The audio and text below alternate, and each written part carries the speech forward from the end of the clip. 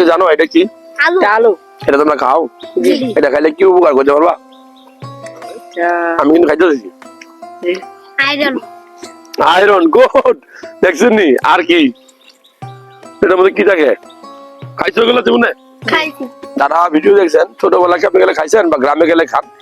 দেখো এই যে এরকম আলু পাইলে খাবা, কারণ আস্তে আস্তে বড় হইতেছো, শরীরে ক্যালসিয়ামের ঘাটতি আছে, আয়রনের ঘাটতি আছে, ভিটামিনের ঘাটতি আছে। এর আমরা দোকান থেকে ওষুধ কিনে খাই, অসুস্থ হয়ে যায় না? সুস্থ রাখার জন্য প্রকৃতির খাবার গুলা, যে প্রাকৃতিক যে খাবার, ধরো যে কাঁঠাল কিন্তু শীত করে খাওয়া যায় না?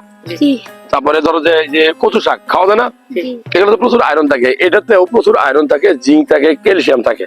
যারা নিয়মিত এই কাঁচা আলু খাবে, হ্যাঁ, একটা রঙিন খাবার না, রঙিন না, যারা রঙিন খাবার গুলা বেশি খাবেন, আপনাদের শরীরে জীবাণু থাকবে কম। সারাদিনে যে ফ্রি রেডিকেল গুলো তৈরি হয়, যেগুলো আপনার ক্ষতি করে, সেগুলো ধ্বংস করার জন্য এই আয়রন দরকার, এই রঙিন ফল দরকার, এই ভিটামিন দরকার, এই জিঙ্ক দরকার। তো এই আলু খাওয়া উচিত না? জি।